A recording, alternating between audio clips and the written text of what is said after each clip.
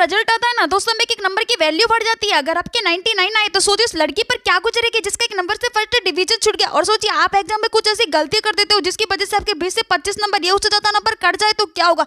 दोस्तों अगर आप इस साल बोर्ड एग्जाम देने वाले हो तो इस वीडियो को लास्ट तक जरूर देखना। इस वीडियो में मैं आपको बताने वाली हूँ कि एग्जाम देते वक्त आपको कौन कौन सी गलती नहीं करनी है, जो मैक्सिमम स्टूडेंट गलती कर देते हैं जिसकी वजह से उनके अच्छे नंबर आने वाले होते तो नंबर कट जाते हैं। हालांकि तैयारी वो भी करते हैं पर कुछ ऐसी मेजर मिस्टेक कर देते हैं जिसकी वजह से उनके नंबर कट जाते हैं। और आज के इस वीडियो के लास्ट में मैं आपको यह भी बताने वाली हूँ कि आपको एक्स्ट्रा में क्या क्या करना होगा जिससे आपको ज्यादा से ज्यादा कॉपी में लिख पाओ और ज्यादा से ज्यादा नंबर ला पाओ। अगर इस वीडियो को आप यहीं पर छोड़ देते हो तो आप बहुत कुछ मिस कर दोगे और आपका समय भी बर्बाद हो जाएगा। तो लेकिन इस वीडियो को अगर आप लास्ट तक देते हो आप बहुत कुछ सीख कर जाओगे और आप अपने एग्जाम में बेहतर से बेहतर कर। नंबर 1, इंट्रोडक्शन और क्वेश्चन को पूरा जरूर पढ़े। दोस्तों 3.5 घंटे इसलिए दिया जाता है कि 15 मिनट में आप पूरा इंट्रोडक्शन पढ़ सको कि टोटल कितने सवाल है, कितने सेक्शन है, कितने लॉन्ग क्वेश्चन है, कितने शॉर्ट क्वेश्चन है, किस तरीके से आपको लिखना है, किस टूल का उपयोग नहीं करना, ये सारी बातें इंट्रोडक्शन में दिया रहता है। इसलिए इंट्रोडक्शन को एक बार पढ़ना चाहिए और क्वेश्चन को भी। और मैं क्वेश्चन को पूरा पढ़ने के लिए क्यों बोल रही हूँ, देखिए दोस्तों सबसे बड़ा फैक्ट यही पर छुपा हुआ है। ध्यान से सुनिएगा, जो हमारा पेपर सेट करता है, क्वेश्चन पेपर सेट करता है ना, वो बहुत ही चालू होता है। क्या करता है ना,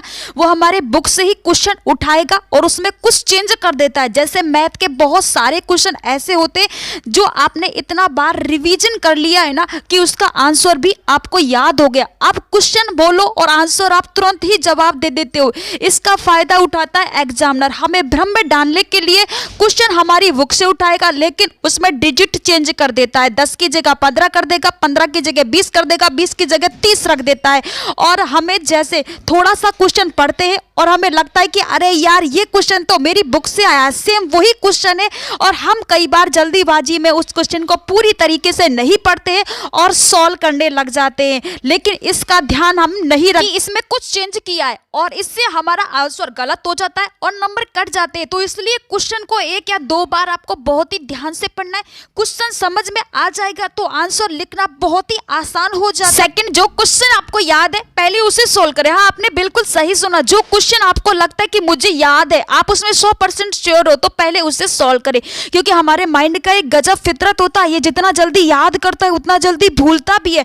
अगर आप शुरुआत में उस क्वेश्चन को सॉल्व करने की कोशिश करने लग गए जो आपको थोड़ा बहुत याद है या बिल्कुल याद नहीं है, तो उसके चक्कर में जो क्वेश्चन आपसे पहले से याद है आप उसको भी भूल जाओगे और उससे आपका टाइम वेस्ट होगा। फिर आपको डिमोटिवेट फील होने लगेगा क्योंकि आपसे क्वेश्चन नहीं बनेंगे। इसका असर बाकी क्वेश्चनों पर भी आपको देखने को मिलेगा। लेकिन वही आप पहले उस क्वेश्चन को सॉल्व करोगे जो आपको 100% याद है तो आपके माइंड में एक पॉजिटिव माहौल, ये क्वेश्चन सॉल्व हो गया तो आगे भी क्वेश्चन सॉल्व हो जाएंगे। इससे आपके एग्जाम में पॉजिटिव इफेक्ट पड़ेगा।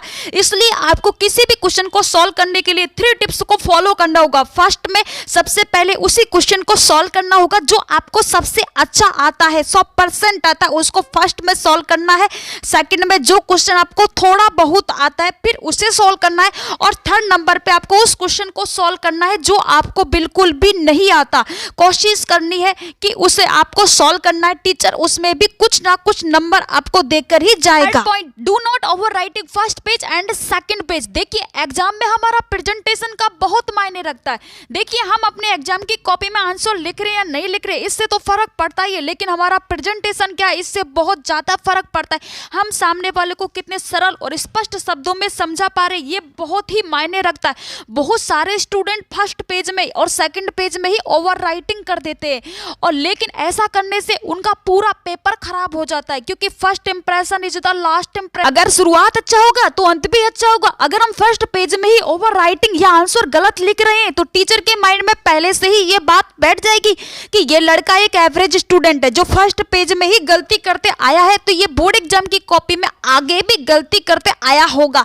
इसलिए टीचर के माइंड में आपके प्रति एक नेगेटिव थिंकिंग बैठ जाएगी जो आपके नंबर काटने के चांस को बढ़ा देगी। इसलिए क्वेश्चन को अच्छे से समझकर आंसर को बेहतर से बेहतर एक्सप्लेन करने की कोशिश करनी है ताकि टीचर को साफ साफ समझ में आए कि इसका आंसर क्या लिखा है।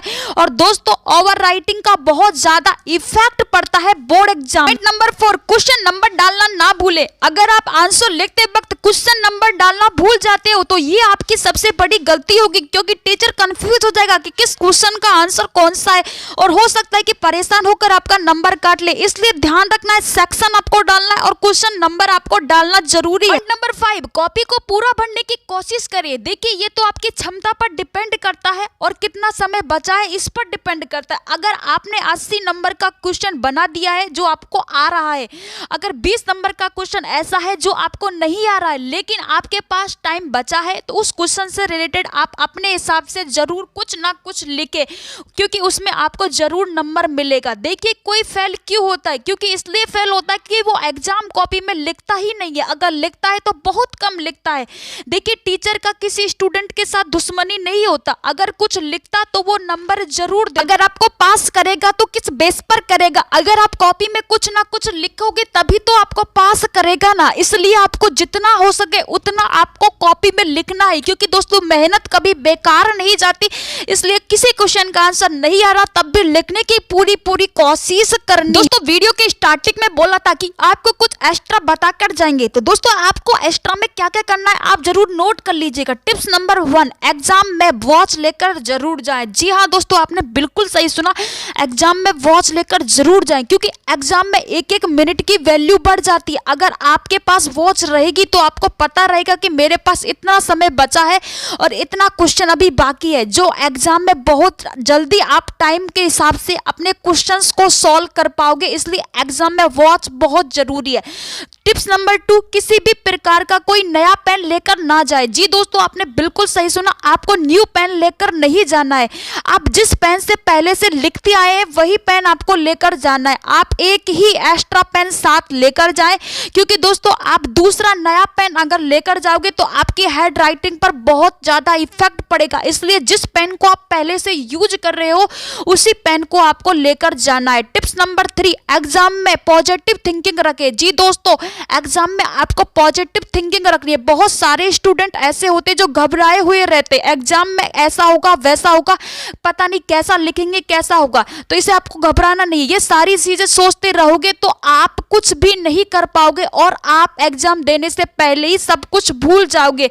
इसलिए हमें सही तरीके से लिखना है, घबराना बिल्कुल भी नहीं है। दोस्तों एग्जाम हॉल में लिखने से पहले आपको 3 से 4 बार गहरी गहरी सांसें लेनी है और अपने माइंड को फ्रेश कर लेना। इस तरीके से आपका माइंड बहुत ही जल्दी रिलैक्स हो जाएगा। और दोस्तों आप ये गलती बिल्कुल भी मत करना, आपका रिजल्ट है दोस्तों बहुत ज्यादा बेहतर हो जाएगा। ठीक है, तो आज की वीडियो में दोस्तों इतना ही, मिलते हैं नेक्स्ट वीडियो में। ये वीडियो आपको कैसा लगा एक बार कमेंट सेक्शन में कमेंट कर जरूर बता देना।